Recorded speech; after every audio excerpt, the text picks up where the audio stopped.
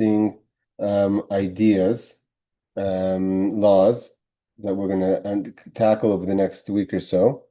So let's bring up the text. Hold on.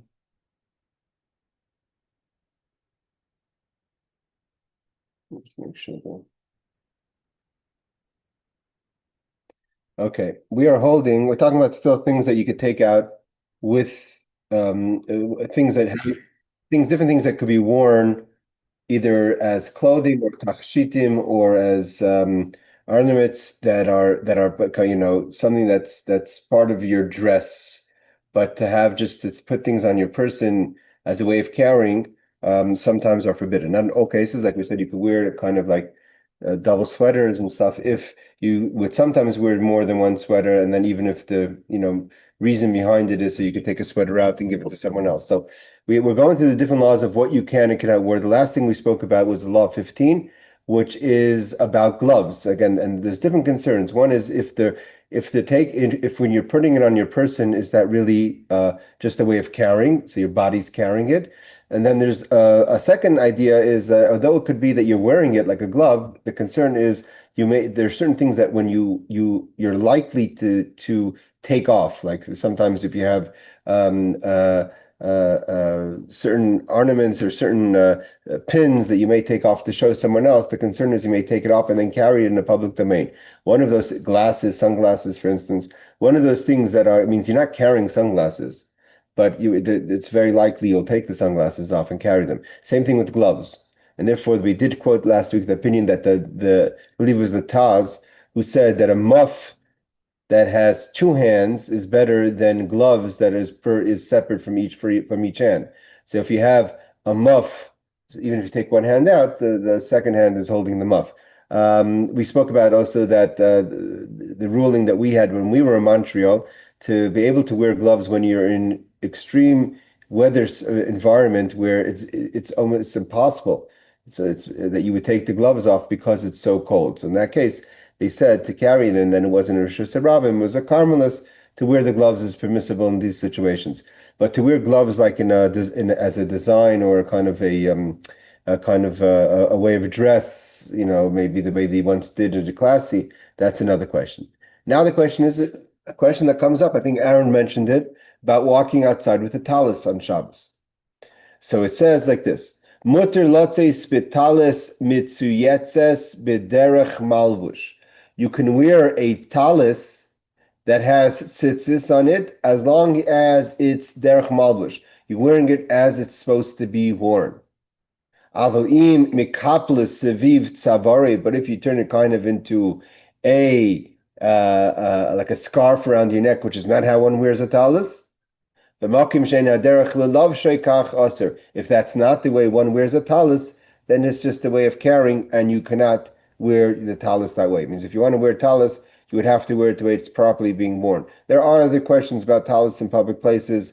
If some people are in the opinion you shouldn't be wearing a talis in public places amongst Gentiles. Some people are specifically wear the talis to go into shul. That's another discussion about the walking in the street with a talis, if that's okay. Some people are of the opinion not to.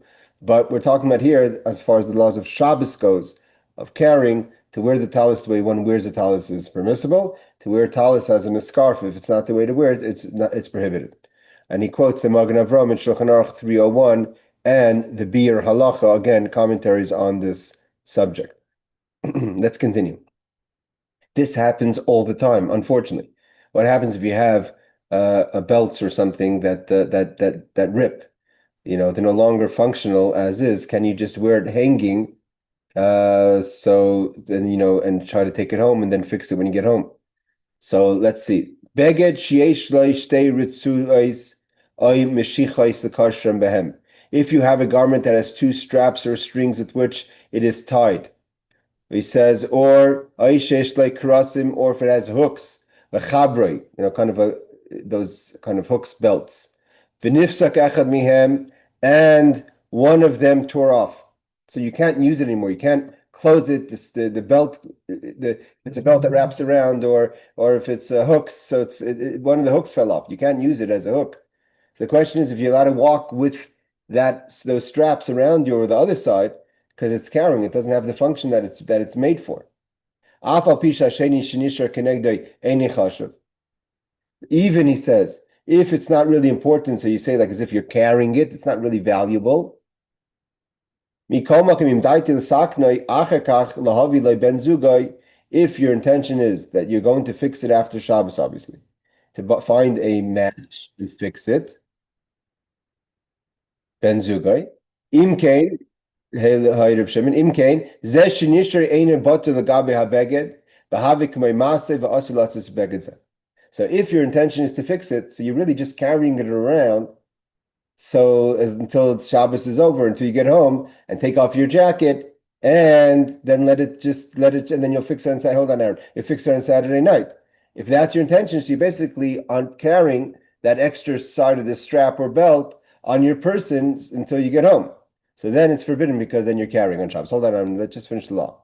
But if you have no intention to fix it, sometimes you have kind of straps that just, it's just you're gonna leave it. Whatever. If it's not so important or it's not so noticeable, whatever. I mean, if you have some straps that are not like really essential to the garment, because though it has no function, but it's not a kind of an important thing that you're carrying around with you. It becomes just like kind of a flap or something of the garment, and it's just part of the garment. The garment has a lot of things. You have sometimes garments that have, wavy lapels or things like that. So it becomes part of it. It may not be nice, but it becomes part of the garment, and therefore it's not considered carrying. What about if it's something important, an important part of the garment? If it is such like he says, a silk cord, or keres shall kesef, or a silver clasp. So it's, even though you may not have intention to fix it, but it's still valuable, but it's not doing a function. So it can't be nullified to the garment. Alpha pisha ain't died to the sakna, even if you have no intention to fix it. And its value can't be nullified to the garment, and then you're just carrying it around and it's prohibited. Yes, Aaron. Okay. You have a coat. Many reasons why the button could fall off, but it's cold outside, so you wouldn't wear it unbuttoned. Now, what do you do with the button, and can you wear the coat because it's no longer like a regular, like you would wear it? No, well, okay, hold on. There is a question that people have about walking out, let's say, with jackets, coats, kapatas that have loose buttons. Because then there's two questions. One is it may fall off and you may pick it up.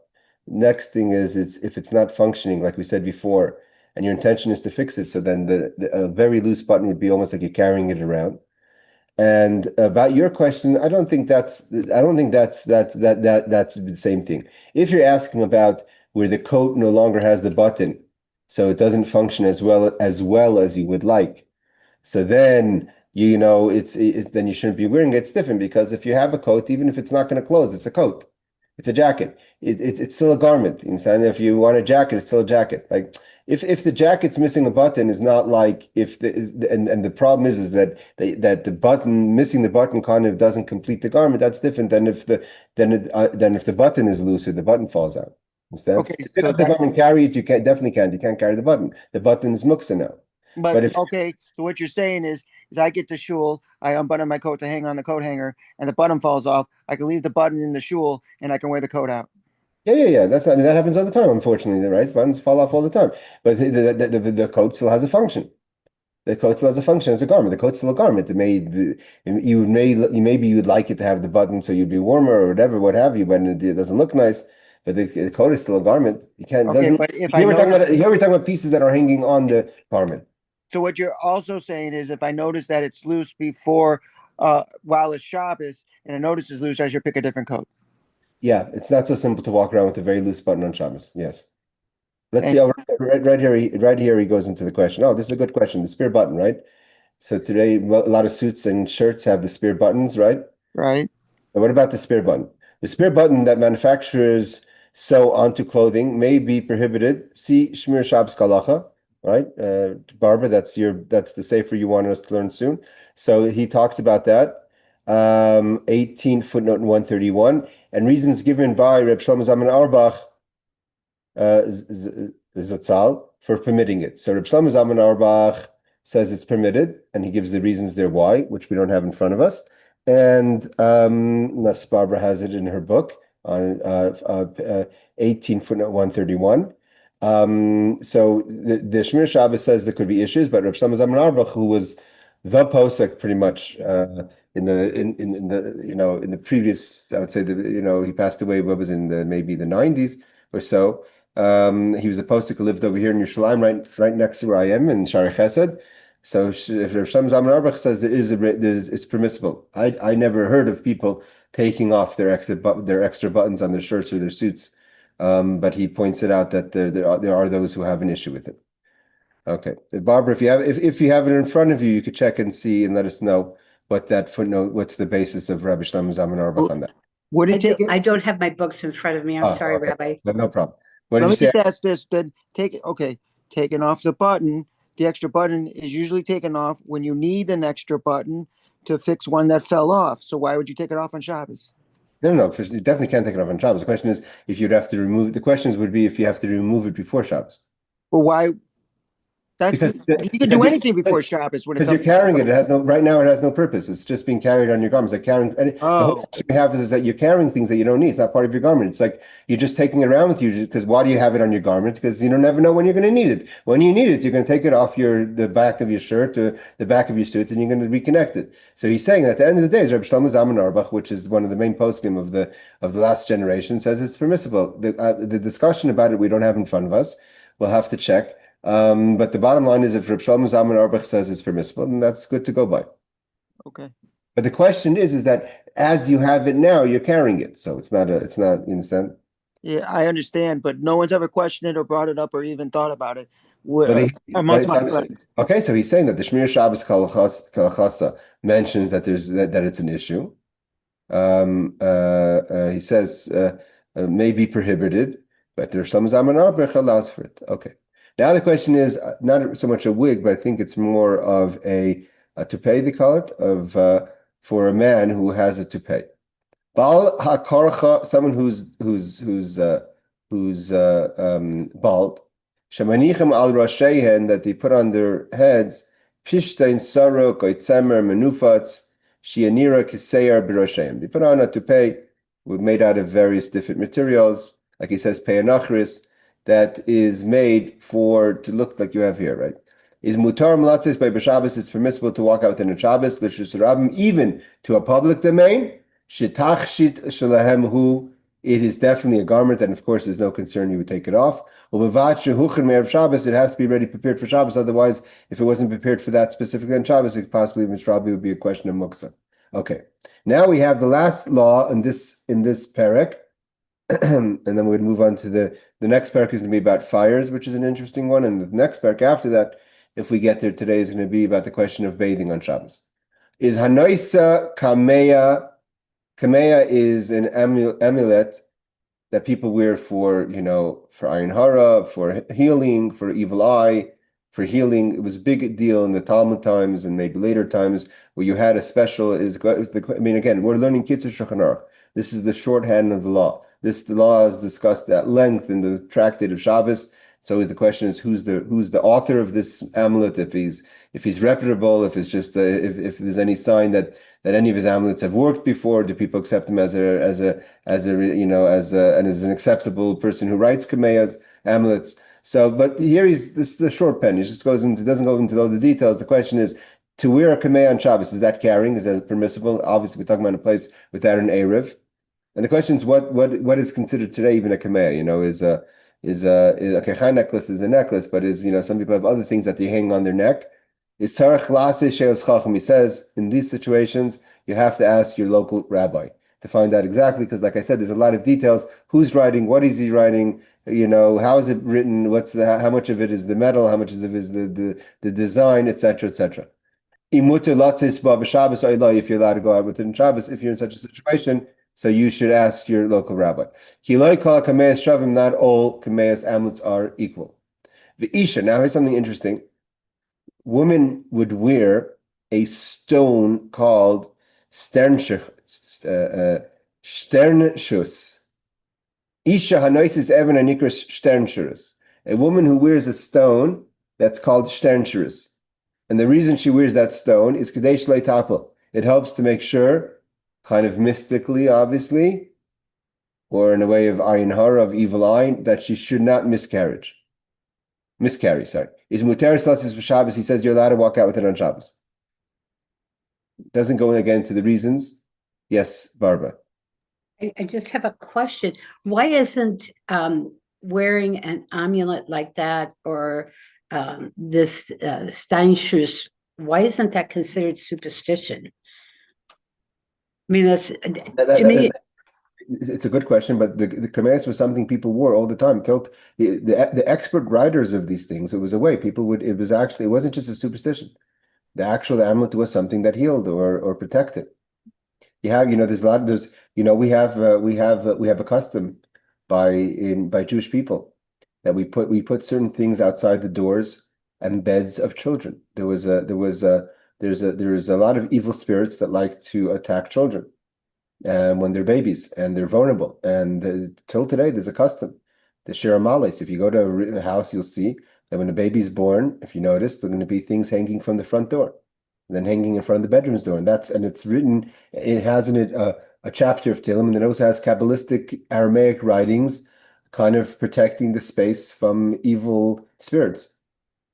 So it's a good question, but that was something that still today is being done in certain ways, maybe not as in Kameya. And again, of course, there's a lot of people that Aaron, I see that you want to ask. Hold on. There's a lot of people that are charlatans in this, but that's why he says you have to ask a rabbi. And it seems like it's no question about this Sternschuss, that's kind of an accepted thing. I'm not even sure what kind of stone it is, but it's a stone that women wear. That kind of till today. When I came into my apartment here in Eretz Yisrael, there was garlic in the windowsill. That's people hang garlic outside to keep evil spirits out. I see. So it sounds like it's a superstition, but are certain things that may sound like superstitions that are acceptable even according to Torah. Okay. Aaron, you wanted to ask? Yeah, I wanted to ask you a question, but when you brought that up, so in the Syrian community, even my wife did it. So until the baby's old enough to climb up and put it in his mouth, they put the hand symbol and a little Tehillim, and then they pin it to them. No, maybe not the Tehillim, but they pin the hand and a few other little colorful things and a Jewish star, whatever, onto the baby's clothes, and then they also hang it from the crib. But my question was, could you wear that hand symbol that they sell all over Israel and everywhere? Again, like he says, you have to ask Rabbi. I'm not sure what the chamsa, I'm not sure. I don't know enough about the chamsa. The chamsa means the word chamsa is kind of from the word chomesh, five. That's why it's like the hand of five fingers. So it's you have to check the sources of that. That's more of a Sephardic custom. But again, yeah, these are today, and also the question is today the chamsa kind of is also a piece of jewelry. They make it like a jewelry, so it could be kind of not so much of an amulet like it is a jewelry. But yeah, that's really what we're asking. Some people have they'll have other things that they hang on them. They'll have I get advertised all the time about people who hang. The Rebbe gave out coins. The Rebbe used to give out nickels, dimes. At different times. Unfortunately, I didn't keep them. I spent them when I was a kid. I would give dimes and nickels. So I see that people make necklaces out of them. It's a question on Shabbos if you could wear it. Yes, Barbara. Just gonna say, I work with a woman who is Muslim, and she wears a hamsa, and I didn't know she was Muslim, and I said, "Oh, that's a Jewish thing," and she said, "No, it's a Muslim thing." So Yeah.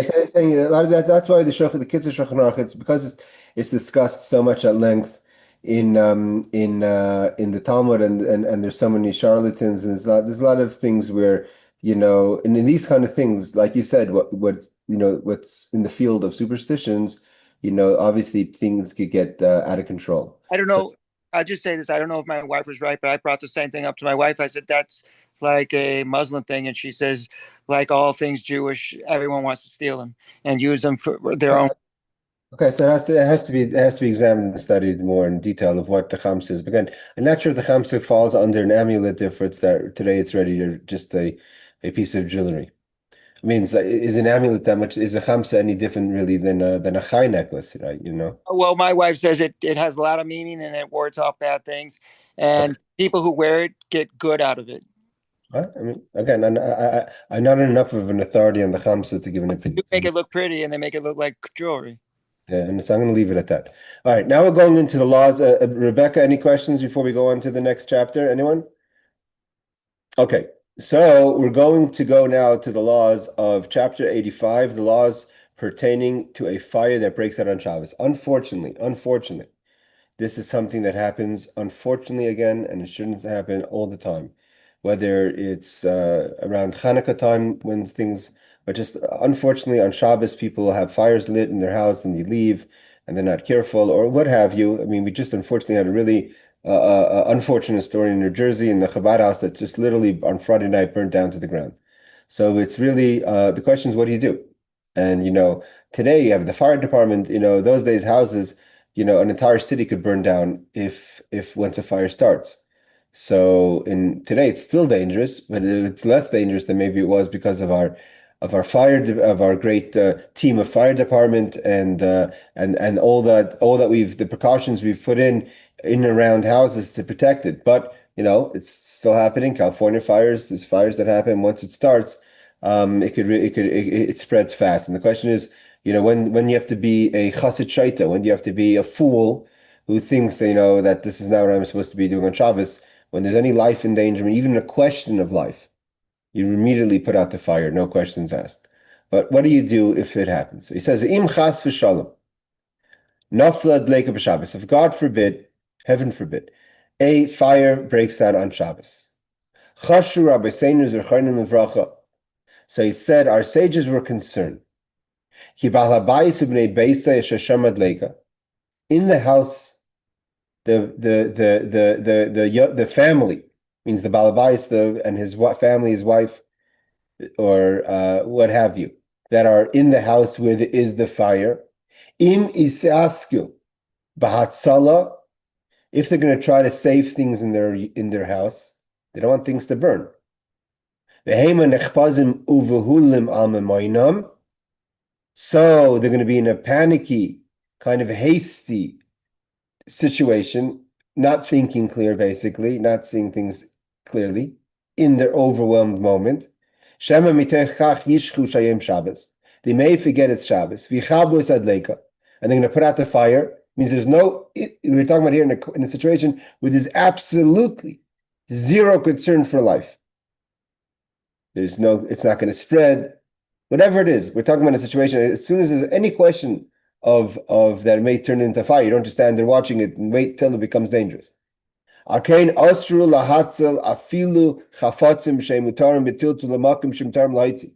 rabbis forbid a person to save things that are permissible to touch, to take him into a place of permissible movement, meaning to take it out to the street, obviously you're not allowed to, but that you can take it out to your yard.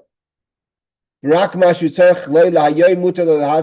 rabbis instituted, you can only save what you need right now, and to take it even in the permissible place. Ketzad, for instance, Shabbos. Let's say the fire falls out on Friday night, before the Friday night meal. So you would have to eat Friday night, Shabbos day, and Shabbos afternoon, the 3 meals. So matzah, mazon, shal shudis, you could save enough food. Let's say you have food, your fridge is full of food for the next week. You can't take out everything from your fridge. You can only take out enough food for every person to have 3 meals. Haraya la'adam, as much as each person requires. Haraya l'behema, and what an animal needs, it means anyone that you have to feed, people from your family, workers in your family, service people in your family, animals in your household, etc. And what happens if the fire breaks out after the Friday night meal and Shacharis in the morning, before your Shabbos lunch? So then you save Maza and Shtei Sudas for 2 meals. If the fire breaks out in the afternoon before your 3rd meal, is Maza and Suda Achas, you would save only enough food for 1 meal. What happens if you have a basket full of food? You're not going to have to start taking out only for 3 meals. You're going Salmali Kikares. You have a basket full of bread, a chavis milei yayin, a what do they call it? A barrel full of wine. So you don't have to just pour out enough for 3 meals. Kadema or etc. Given Shemaitzi Pamachas Mutter, you could just take it one at a time because you're not taking it out basket and basket. You're just taking out one basket. In the basket, there could be enough food for 5 people for 20 meals, but that's in one basket, then it's okay. V'chenim para sadin kadema v'kibitz by kol mash yechel haitzim mimachalim umashkais umaitzim pamachas mutter. Also, you could take like a sheet and just put everything into a sheet without being calculated, and just take it out, even though there's a lot more food than you would need. Also, you're allowed to take out dishes, anything you need for that day, toilet paper, whatever. Again, this is very, very, you have to be very careful with this because today the concern obviously is most fires very fastly go from being just a fire to being a hazard for lives, not just for your house. It means if you know, if the fire person is standing right there, again, these situations, it's very unlikely scenario where you're letting your house burn down and zero concern for life. But in the event that that's the case, and because the owner is overwhelmed and we're scared the person's not going to be careful on Shabbos, so then you're only allowed to take out what you need for Shabbos, even though you could take out permissible moving things into permissible space. Yes, Aaron. Okay. Using your example of the house and it's on fire, can you take out your Purim scroll and your Talmud? Oh, we're going to get to that. Let's wait till we get to that. About a very good question. Okay, so the first thing is only that which is needed for the day is permitted to be rescued. Footnote number 1. Some argue that this prohibition applies only where the salvaged objects are carried to your neighbor's unroofed yard, which borders a public domain. For there is concern that you may also carry into the public domain, but to your own yard or your friend's house, you may salvage all the food and items you are able. Okay, that's the Shulchan Aruch, says that there's another opinion. Number 2, the Mishnah Berurah rules that you may be lenient since the prohibition involved is only rabbinic, and therefore it's only rabbinic that you may take it out. So therefore, the Mishnah Berurah is makel to take out more than what you need. However, the Shulchan Aruch Harav, the Alter Rebbe Shulchan Aruch, rules that you must be stringent. I just want to say that a story that my father tells, that we just celebrated this week the birthday of the Rebbe Rashab, the 5th Rebbe Chabad's birthday on the 20th of Sivan, of Mar Cheshvan. So my father said that after World War I, the previous Lubavitcher Rebbe, the Rebbe Rashab was talking at a little harsh talk about that he didn't feel that the World War I kind of brought out the best. Sometimes in a hard situation, people find Torah mitzvahs more. And he was finding that it wasn't that way. So my great-grandfather was at the talk of the Rebbe Rashab, and he asked the Rebbe Rashab if he could tell a story that when he's a Rav in the city of Rakashik, that the city of Rakashik, which is in Lithuania, had to evacuate in World War I, the oncoming German army, so they had to evacuate on Shabbos. And then it wasn't a fire, but they had to evacuate. And people left everything behind. Even though leaving it behind on Shabbos, they lost everything. But in order to keep the Shabbos, they left everything behind. So this is a big deal about how one stands up for Shabbos. Okay. Number two is we're talking about over here. Shabbos Eve before Shabbos, you may rescue enough food for 3 meals, food fit for humans. Number 2, he says that enough for 3 meals for each member of your household. Okay, he's just clarifying that not just enough for one person, but if you're taking up per meal per person, obviously.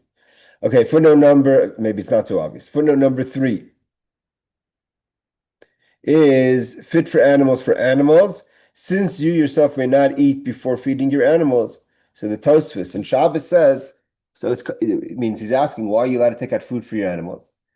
So the Tosfos explains, obviously we have to see the full text of the Tosfos, but he's saying over here, he's giving reference to the Tosfos, that's not because you're allowed to take out food for your animals, but because you're not allowed to eat until you feed your animals. So it's kind of in a way of taking out food for yourself.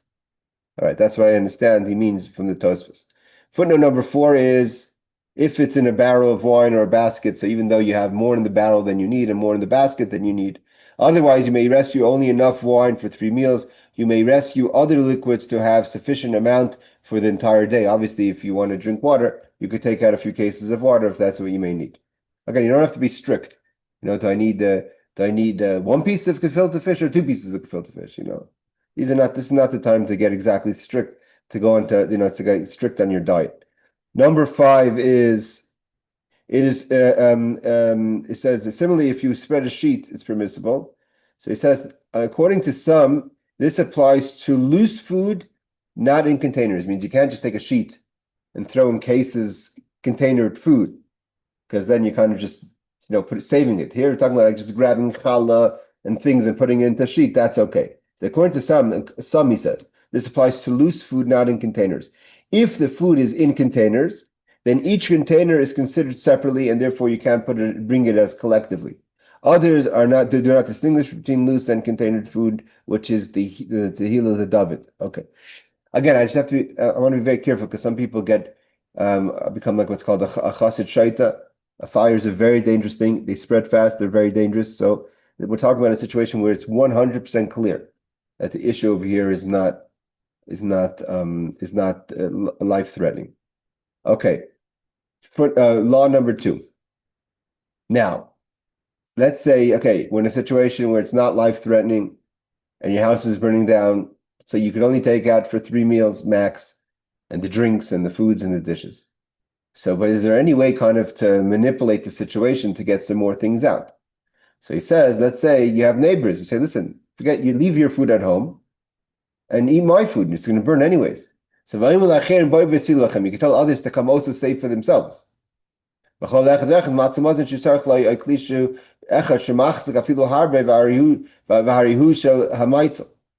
he says that the person could take out whatever they want to take out, and the vessels along with it. And he says that they belong to the rescuer. I think he means for him to use on Shabbos. I wonder if you take out dishes, if the dishes remain the ownership of, it doesn't mean, the halacha is if I take out spoons and forks and plates that are not disposable on Shabbos, and then you don't have to break it, you keep it, right? Because you took it out permissibly. So the question is, when he says these belong to the mitzvah, to the savor, you have to see, does it mean that even after Shabbos it belongs, or just on the Shabbos itself? Why? So he follows up. Aaron, we're going to get you at the end of the law. So he says it actually belongs to this person who rescues it even after Shabbos, because with the fact that the person, it's anyways going to be burnt. So for all practical purposes, the owner made it hefker, made it ownerless, right? When a person says, whatever is in my house is ownerless, if someone comes and takes it, that person becomes the owner. So when the person took out the dishes for himself or herself on Shabbos, they now own the dishes. But if he's God-fearing, or she's God-fearing, and you return to the owner what you've saved, if you save dishes and other things, cups, bechers, right? If a person is only allowed to save one Kiddush cup, you have a whole bunch of silver Kiddush cups, you can tell other people to take their own Kiddush cup. So the person can say, well, I'm keeping it because the law is I'm allowed to keep it. I took it out, you made it hefker. So the halacha says, if he's a God-fearing, and he gives it back to the original owner, because you didn't make it ownerless willingly, you had no choice because it's Shabbos. The person can say, well, listen, I had a nice meal in my house. You came knocking on the door saying there's a fire, come save things for yourself, so to say. And I went, I stopped my meal and I took out your food and I took out your dishes for myself because they were ownerless, and I'm giving it back to you because it's the right thing to do, but pay me for my time. I basically helped you. So it says you could take schar hatzal, you could take reward for the things that for the rescue, so to say. Schar Shabbos is not considered as if you took money on Shabbos. Because really it belongs to you. So the fact that you're kind of giving it back to that person, it's kind of like an after Shabbos, it's not direct earning money on Shabbos. When we call Makim, nevertheless, he says, means chasidus. So the Yirah Shamayim, that's God-fearing. What does it mean to be a chasid? To be a person who is acting in the way of a kind person. You should not take reward. If you help someone save things on Shabbos, that's kind of, it's not a good vibe. Even though it's not about Schar Shabbos, why not? It's not considered as if you took money on Shabbos, because we said you saved it for the person, and therefore it's not considered money for Shabbos. You helped them, but he says it's not a chesed, it's not a kind thing to do. Why? Because a chassid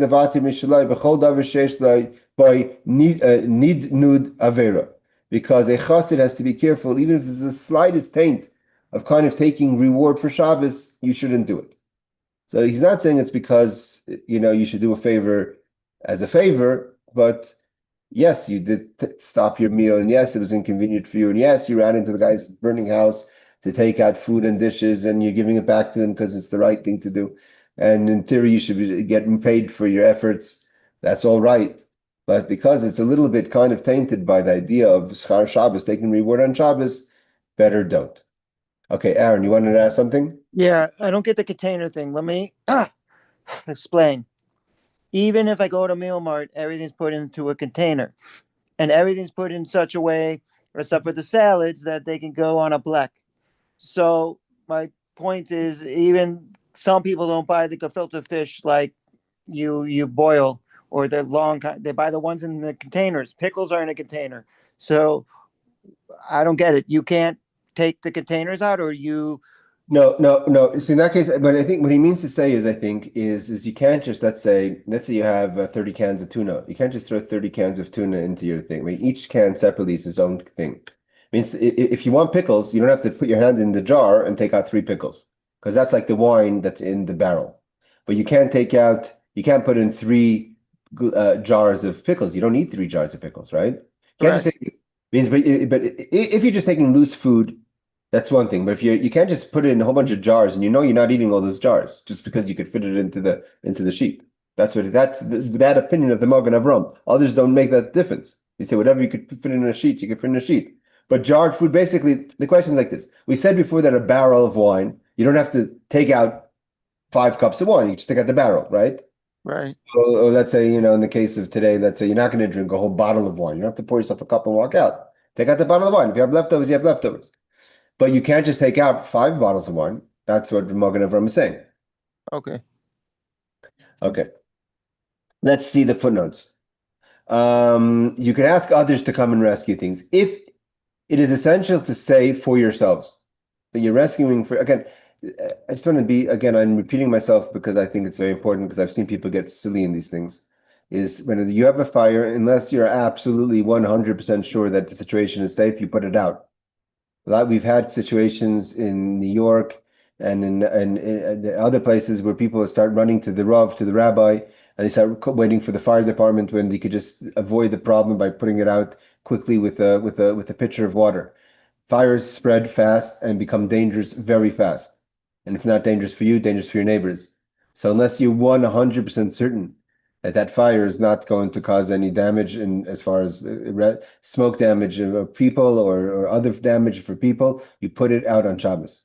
So it's like this. It is essential to say to yourselves, so that it's for yourselves. You have to tell them that you're saving the food for yourselves. So that it be valid renunciation, how do you pronounce that? Of ownership. Magen Avram means you have to actually say that they're saving for themselves. They can't just tell them come save food and kind of assume that they know they're saving for themselves. Okay, here's a question of Shabbos wages. You're allowed to take, if you give it back to them, the dishes, you're allowed to take Shabbos wages it's not considered Shabbos wages if you take money for the rescue. It is prohibited to receive pay for any services performed on Shabbos. Again, we discussed this before about Jewish people who work on Shabbos if they get paid. In this case, if the rescuer returned the items before Shabbos ended, he may not accept a fee. So the Bir Halacha says that when can you accept a fee for rescuing? If you come back after Shabbos, so it's like you're getting paid for what you did after Shabbos. But if on Shabbos itself you come back, give back the dishes, then you can't expect a fee because the whole transaction happened over Shabbos. Again, we're not going to go into this. Is not the time to go into the question of other times people take fees for Shabbos, even as much as a person who reads the Torah who gets paid on Shabbos. So if you know how that doesn't work as fees on Shabbos. But in the discussion of fees on Shabbos, in this case, returning things that you've saved, although you saved it for yourselves and you ate on those dishes, but after Shabbos, you've washed the dishes and you want to return it, you're allowed to say, by the way, it'd be nice if you gave me a little bit compensation of my time and efforts to go run into your house and save your dishes. Even though you made it ownerless and all that. since legally it is all his nevertheless. It is therefore considered that the rescuer is selling that which is that which is his, rather than receiving a fee for performing a service on Shabbos. So Rashi explains, why could you take a fee? Because it's yours, and when you give it back to them after Shabbos, according to us, the Magen Avraham, after Shabbos, the Bir Halacha, so then it's as if it's a new transaction that happens after Shabbos, because it's yours. When you saved it, now you're giving it back. It's kind of you're selling it back. All right. No, number 9 is not here. Okay. He says, all this applies. Rak lemakim shumutar l'hayitz d'sham. You can't take food out to the public domain or to a carmelis. If you're talking about a place that outside your house would be a forbidden place, asir lahasl shum davar, you're not allowed to save anything, even food that you would need to eat that day. Ach begadim sheyoichem lilavsham muter lilvosh v'la'ativ kol ma sheyoichel. Where you could put as many clothing as you want, even if you're going to public domain. In that case, he says you can put on 5 sweaters, 6 suits. Then you can take it out even to public domain, not just the carmelis. Let's say the fire is burning slowly, smoke damage. You could go in and out constantly, taking out the clothing on your person. And others can come take it as well. Let's see footnote number 9. Even an entire day. The necessity of putting the clothing on is to serve as a constant reminder not to extinguish the fire. It means by putting the clothing on, it's a kind of, you're doing things that are showing that you're very conscious that you're not allowed to put the fire out. Carrying the clothing is permitted only for clothes needed for Shabbos. So says the Mishnah Berurah. Footnote number 10, you could tell others. Again, you have to add this is for yourself, like we said last week, in the previous halacha. Okay, let's go a little further. Yes, Aaron, you're on mute. Yeah. Can you take it off when you get out because you might be too hot? Yeah, he says. You take it off. Okay. All right. V'habatim she'ein sham dadleka. What happens if the fire is not spread yet, but it may spread, and the neighbors are concerned it may spread? So then now, again, we're talking about a case where there's 100% certainty, there's no concern for life. So you're talking about that the fire is maybe spreading, everyone's awake, everyone gets out of the house, but the neighbor now is not in a panic because there's no fire in the neighbor's house, but the neighbor is cautious and wants to prevent any of his or her property being damaged. They're not so overwhelmed under pressure because there is no fire yet on their property. So then, because we started off the law saying that the reason why we're very strict with the fire in the person's house is because the fire is burning fast and people are overwhelmed, they're not thinking straight, clear. But the person who has a fire going and not in their house, and they're scared it may reach their house, they're not so overwhelmed. Is mutarim lahatzel kol davar lemakim. It says is mutarim lahatzel kol davar lemakim shemutarim lahitzi l'sham, that you could take anything that's permissible to move to a place that's permissible to move, even if you don't need it for Shabbos. Yesh oimrim, and those who say the gam mois, even money. Let's say you have a wallet full of money, ushar dvar mikarm, and other valuables. Alpha pi shehem muktzah, even though typically they're considered muktzah, means you're not allowed to touch them on Shabbos. Murtul hatzila min hafsid gadol hapis oimi, you're allowed to save them from this sudden great loss. There's an old burn. If there's a fire or a flood or you're scared robbers are going to come. If you put them together with something permissible and then they become a bus, they're carried along with the permissible. So if you could take the wallet, kind of pick it up with something that's permissible and use that to carry the money, and then you could take it and you could carry it out. Again, we're talking about a person who's clear-headed and not in a situation of being overwhelmed.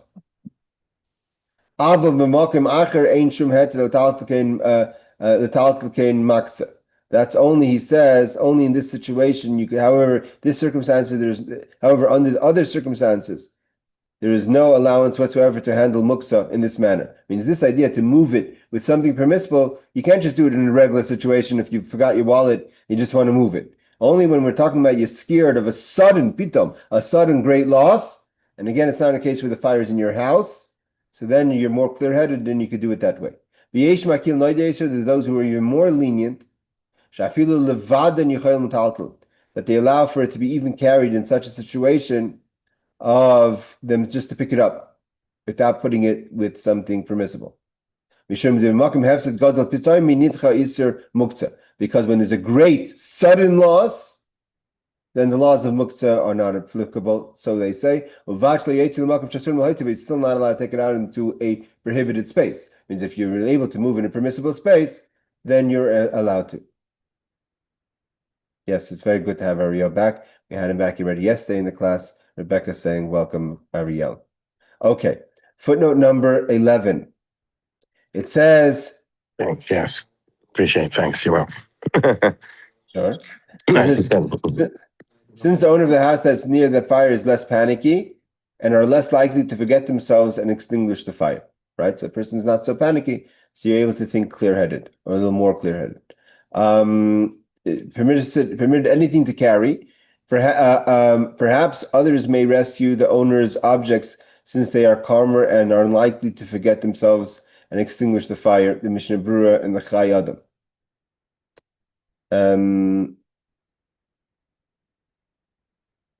It seems like what he's talking about over here is talking about even in the house where there is a fire. So the house that there is a fire, we said the owners can't take things out because they're overwhelmed, but someone else can maybe take even valuables out or things that are permissible because I think that's what it means, because they're less likely to put out the fire. Okay, footnote number 13, and then we're going to open up for questions and we'll end the class here. So he says, footnote number 13, he says, there's no allowance whatsoever to handle muksa, according to that opinion, only in a case of a sudden loss. Where there's no threat of loss, placing food on muksa object is not permitted to handling it. But in the case of sudden loss, there's those who say, without placing the food, you could also do it. 15, he says, because there's a great sudden loss. In other words, where there is a panic situation, however, in a situation such as where rain is involved, muksa may not be handled, the Mishnah Berurah says. The question is the difference between flood or rain? I guess like rain is not sudden. Rain is normal. Flood is not regular, it's the flood. But rain that comes in and does water damage through the rain, that doesn't allow for you to move something that's muksa. So if you have rain that's coming into your front door or your window and doing damage, that you can't move muksa for, because you should have been prepared for the rain. It's not sudden. But if a flood comes, that's not regular. Okay. Oh, wow, long one. So this is involved, it's a prohibited of muksa says in the case of a great sudden loss, the laws of muksa are set aside. There is a great controversy concerning this statement of the author that says that muksa in a case of sudden great loss is permissible or is not an issue. The Ran in Masechet, the Ran is one of the early responsa time on the Talmud. In Masechet Shabbos writes that monetary loss alone is not sufficient grounds to dispense with the prohibition of muksa. Monetary loss is of avail only to prevent the transgression of a deiraisa biblical prohibition. In other words, where due to fear of loss, the person may transgress the deiraisa prohibition of extinguishing the fire on Shabbos. It's kind of a contradiction. He says, the Ran says, let me read this again. The Ran in Masechet Shabbos writes that monetary loss alone is not sufficient grounds to dispense with the prohibition of muksa. Monetary loss is of avail only to prevent the transgression of deiraisa biblical prohibition. Where there's a concern that you're going to do a biblical prohibition by putting out the fire because you don't want your money to burn. In other words, where due to the fear of loss, the person may transgress deiraisa prohibition of extinguishing the fire on Shabbos, it may be more lenient. So you're more lenient if we're concerned that a person may violate a biblical violation. But we're not going to let a person violate just like that to disregard muksa, which is a rabbinic, because if he violates it, he violates it. But when we're scared of a daraisa, then there's something else. The Chassam Sofer, however, cites the Bach, that where Bach is another, these are all rabbinic authorities, cites the Bach, that where great loss is involved, even the Rabbanon prohibition of muksa is dispensed with. I mean, again, depending on the severity of what you're concerned the person may do is where we're more lenient. If we're scared a person is going to transgress a da'iraisa, so we're more careful to allow the person to carry the muksa. But if we're concerned the person is just going to transgress the rabbanon, we're not so careful, a rabbinic. So, but the Chassam Sofer says that whatever it is, that if we're scared the person is going to transgress, we're more lenient when it comes to muksa. The Magen Avram rules leniently that monetary loss is of avail only where a non-active prohibition such as speech is involved, but an active transgression such as handling muksa is prohibited. Similarly to carrying, the Magen Avram rules leniently that monetary loss is of avail only where the non-active prohibition such as speech is involved, but an active transgression such as handling muksa is prohibited. Similarly, carrying the object to a carmelist would also be prohibited. Okay.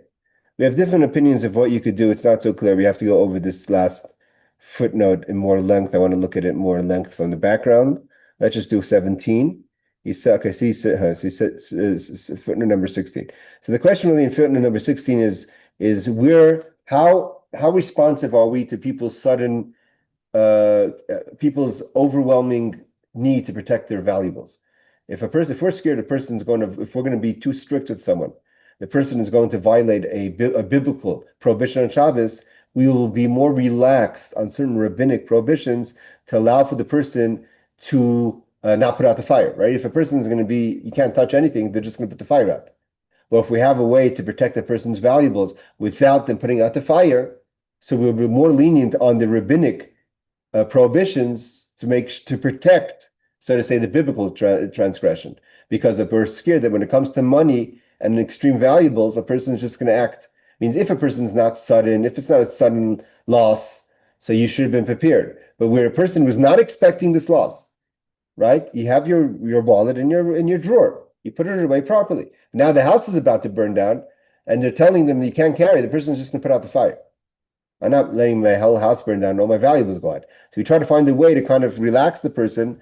Let your house burn down, but take out your jewelry and your money, your checkbooks, your credit cards, whatever else is valuable to you. All right. Any questions on this? We have to go over this law, I think, again before we start next week. And next week we'll talk about the question Aaron had on Klei Kodesh, on taking out Sfarim and Tefillin on Shabbos. Yes, Aaron. Okay, so you said, excuse me, can't take out money, but I'm asking. No, he's saying there's certain ways that you can. Oh, so like a pushka box, your son's tuition, but just loose cash sitting in the house, no. He doesn't make that. He says that there's different rulings that if in a place that's permissible, you could take out muksa, whether it's putting something that's permissible to carry, or even just to carry it, to take it out to a safe place. Again, not putting it in a public domain, so you can move it on Shabbos. It doesn't go into saying if it's your kid's tuition or it's a tzedakah box. Okay, so now my I think the concern is when a person is not expecting something to happen, you get like very protective of your valuables. And Okay. we're scared the person is going to do something rash. So we could rather find a way for the person to calm down. And it's not talking about just your kid's tuition or the tzedakah box. Okay, now my question is, you said this is all to calm him down so he doesn't put out the fire, but if it was me, I wouldn't go in the house for anything unless it was like a kitchen, like let's say it was just in my toaster oven. Okay, but even then, I would try to put out whatever fire it was so that it didn't spread for harming of not just property, but whatever life is next door. Again, that's why I said you have to be very. You have to. A lot of times, fires that become very dangerous on Shabbos is because the person either ran to the rabbi or waited for the fire department, and it ended up spreading fast and causing either loss of life or danger. So, you have to be very certain that there's no concern of loss of life here. Now my Okay? question, I don't want to sit there and just make a blanket statement, but I I just seen it too many times where people, fire gets out of control very fast, and it can become very dangerous very fast. So you just have to be more careful. now the last question, are you allowed to grab your phone and call emergency? Yes, of course, call the emergency, the fire department, because again, we don't live in a situation today. There's too many fires that start off with a cigarette, never mind with something else, that could just really cause a harm of life. You have these fires in California. They started innocently. Imagine you let it go until someone call the fire department. Of course, call. Most of the fires that I hear about in New York, Brooklyn, from religious families, it's because they have little kids and they knock over the candles. Okay, I'm not getting into the whys and the whats. No, but it doesn't matter. But I'm saying, you were saying smoking. Yeah, I know people smoke, but beyond that, most people don't smoke on Shabbos. No, I'm saying, and not talking about Shabbos. I'm talking about you have sometimes where a person's in there's a wildfire that started because someone was Oh, yeah. taking a hike and threw the cigarette to the bushes. Yes, Rebecca. I'm not sure if you mentioned this and I just didn't hear it, but what about like a Shabbos appliance, like if your hot plate is um like sparking or smells like the wire is burning or Pull the something. plug. Pull the plug. You're allowed to do that. Again, I don't easily give a psak. I usually tell you to ask your rabbi, but I don't want. These are situations that I've seen It's too many like times. pikuach nefesh, Look, right? Nefesh, again, the electric fires. We had a story not too many. What was it? 2 years ago, 3 years ago. What happened to that family in Borough Park when the hot plate caught on fire. Yeah, Just right. turn it off. It's not a time to be to try to. We don't have time Right. to call and find out halacha. Also, can I ask one more thing? Sure. Um, with the Shabbos candles, like one time, I don't know, it just looked like the candle was gonna like burn the glass thing that it was like the side of the glass was getting all black and there was smoke. Like in a case like that, are you allowed to blow out the candle?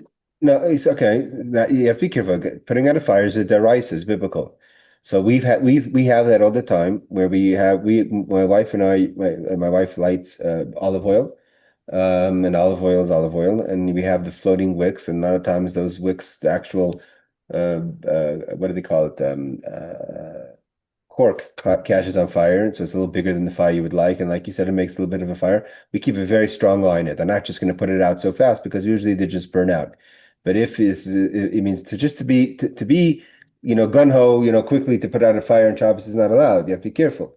But you definitely monitor it. But if you're not comfortable and really feeling like just not you're not overreacting and there's a legitimate concern. Again, if you have your candles underneath a photo frame and you're scared the frame is now going to catch on fire because the fire that's lit is bigger than you would have liked, it's now like a little torch. So okay, if you start moving, well, you can move your picture frame. To put out a fire is biblical. You have to be careful. But if you see it, when we're talking about a proper fire starts to spread, just put it out. We had once in our house, the fire, the candles fell down, and then a big, the whole plate that started to go on fire. And some, Oy. a guy grabbed the water and turned it on. He was, he wasn't going to wait. That very fast could turn into something dangerous. In your glass that's turning black, you keep a strong eye. Maybe fill up a pitcher of water. Have it ready in a case where you feel uncomfortable. Okay, thank you. It I does was going happen. to say Go. one thing. You said Yes. ask our rabbi. So we I don't know how it came up, but whatever. He says, don't be so machmir on Shabbos if it's to save someone's life. 100%. That's what I'm saying. If again, sometimes people overreact also. You have to be, I get nervous every time I see those fires. I get nervous, and that it may turn something fast. So you could grab a pitcher of water, and be ready to act fast, very fast. But you have to remember that putting out a fire when it's not necessary is a biblical prohibition. But how do you know if it's not necessary? Okay, fine. So if you have a lot of questions, just put it out. And I don't want to take responsibility of people violating Shabbos. But if you're genuinely concerned that it's going to spread, but just to think, you have time usually, like something like that, for it to get, for that to turn into a fire. Usually, you could put it again. I don't want to take responsibility either way, but you have to, if you're really uncomfortable, that's what you want to do. But there's a lot of times where there's a fire, it will burn itself out. It's a little bigger than you would like, but especially Hanukkah's coming up, like you said, you have to be very careful. Hanukkah, there's the Hanukkah menorah, but again, the way to protect yourself in this space is think before where you put your Hanukkah menorah on Shabbos. Make sure there's nothing in the way. Don't take any chances. If you have shades near your Hanukkah candles, remove them, tie them. Make your house safe. Don't create a situation where you're irresponsible and then you're left with having a question, do you have to put out a fire on Shabbos? So when Hanukkah is coming around now, when people have the menorahs and they're here and there's kids running around, be safe. Make sure that your Shabbos candles are in a safe place. There's nothing around it, close to it that could catch on fire. Plan ahead. Be careful, even be extra careful. And then you will be in a more protected space than in having a situation that develops on you. All right, guys. Laila Tov, have a good Shabbos.